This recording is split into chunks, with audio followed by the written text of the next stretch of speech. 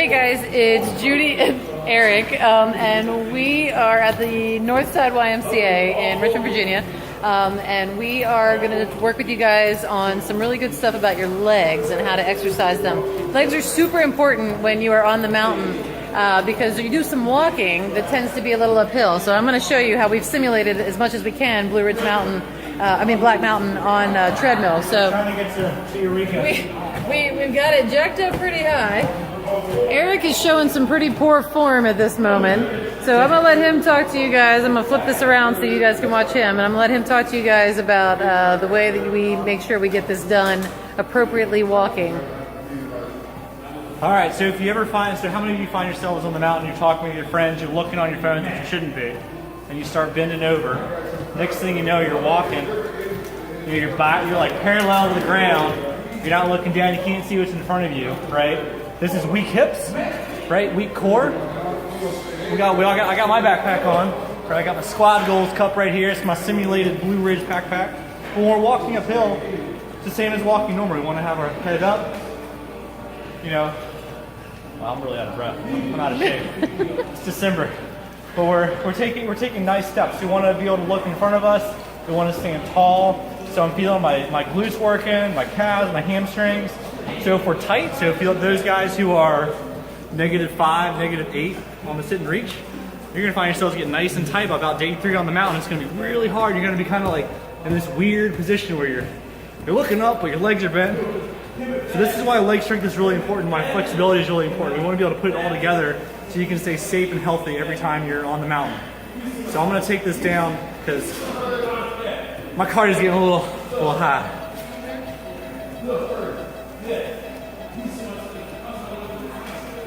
All right, and while he's taking that down, just as important in walking uphill, there's a lot of downhill walking that you guys do. And so it's super important that you're in control as you walk downhill. I can tell you guys there's a Richmond half marathon, a marathon here, and the finish is pretty much like this.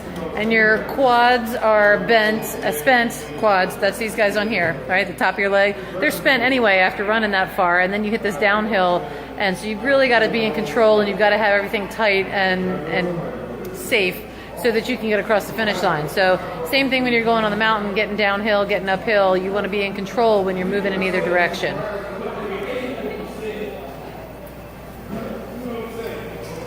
We're having some technical difficulties. The treadmill's fighting with us.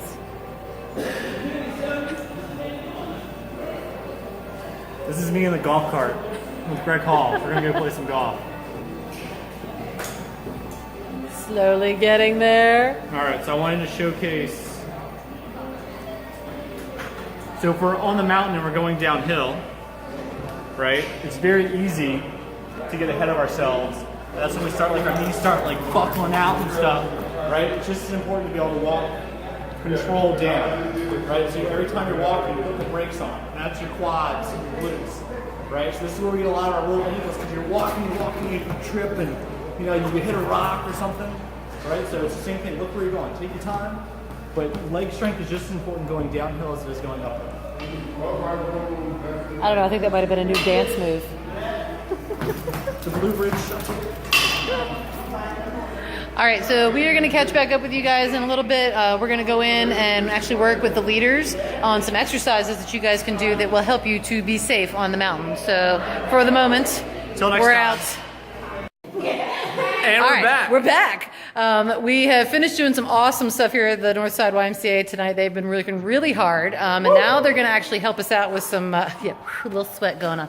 They're going to help us out with doing some leg exercises. So if they look a little tired, it's because they've already done a full night of exercising. Worked hard. Woo! All right, so on the mountain, it's super important. Hey, y'all say hi. Everybody say hi. All right, so on the mountain, we talked about it's really important to have good form, so you got to do good exercises to make that happen. So we're going to talk about squats. We're going to talk about lunges. Those are our two main ones. There are lots of variations you can do with those two. Pick your nose. There's lots of variations you can do with those two to make it something that's more challenging for you or something that you need to keep down until you're ready to go up the next level. So we're going to talk about squats to start with. Eric's going to demonstrate when you're doing your squats. It's kind of like you're trying to find an invisible stool in the middle of the night. You're going to sit back and try to find that stool. See how his knees are right there at his toes? Nothing's coming out over top of the toes. They're nice and, yeah, don't do that. That's bad. So he's working with his weight in his tushy, using his glutes. Sitting back. Your chest stays tall. And you can do whatever you'd really like to do with your arms. Some people leave them hanging. Some people have weights. Some people, you know, whatever. So squat up and down. Do a couple of squats. So up and down. Those are his squats. You can make this harder or more cardiovascularly intense by turning it into a squat jump.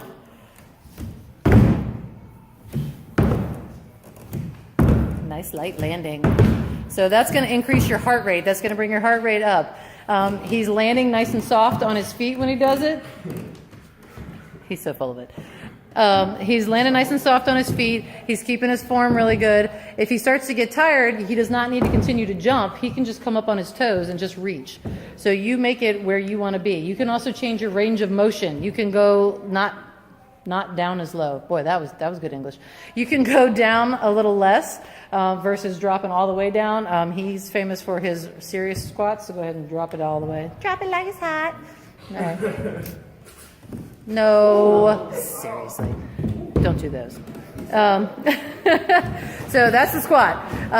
We're going to have our crew here stand up and give you guys an example of what it's like. So hop up, gang. Get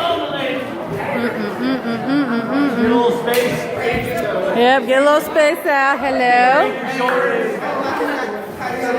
Look, Mom Butterworth's here.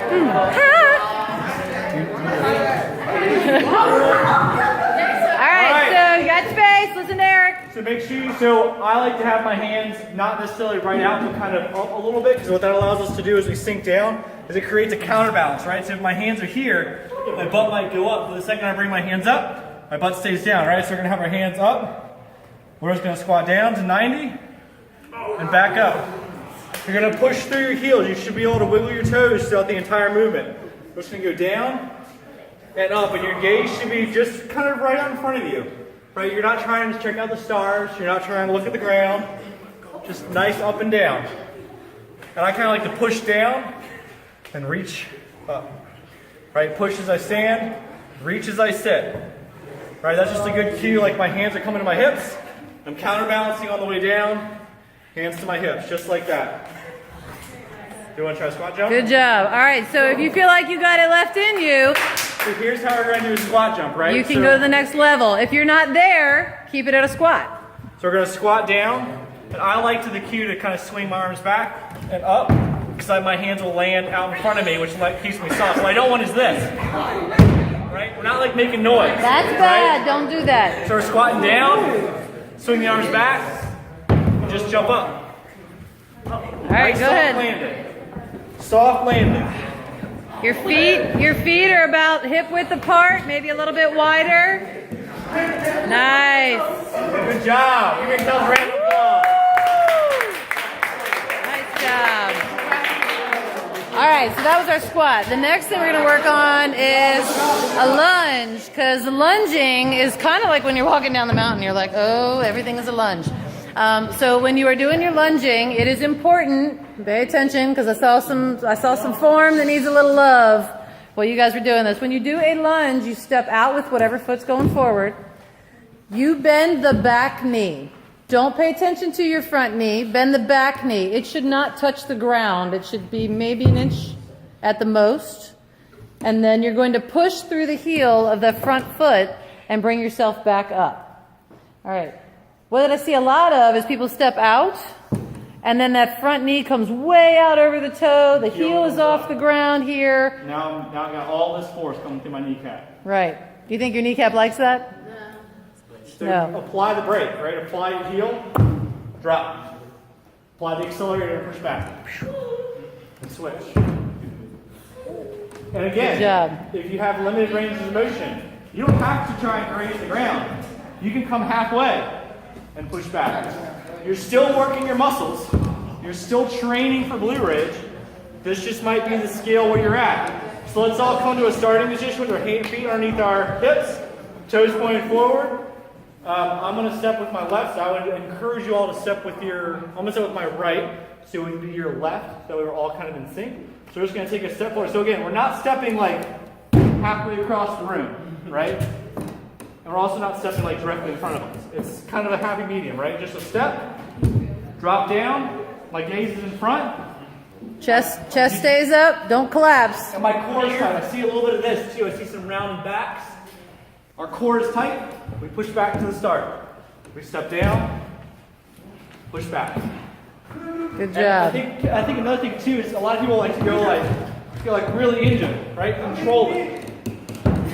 We're working on strength, right? This isn't where if you want to get your heart rate up, we can do our squat jumps, you can go for run, you can go for a walk. This is really training our knees, our ankles, and our hips to work in a nice, unified manner, all right? Good job. All right. Now, once you get to the point where you can rock the lunge out and you've got enough muscle strength to hold you for like probably about 30 seconds of doing that to a minute of doing that, you can also turn that into a scissor where you're in a lunge and then this is funny because you can't really see my feet. And then you're going to jump and switch feet. You can go slow with this. You can go fast with this. This is bringing up that cardiovascular. At the same time, you're working the muscles. Right? It's about the feet moving. Right. Good And job. so and again, it's also not about landing on the toe. It's landing flat. All right? Nice. Awesome. All right. So there are a couple other things you can do. I'm going to give those to you guys later, but I just wanted to say, one-on-one session. yeah. I just want to say a huge thank you to Northside Y. Guys, walk it out.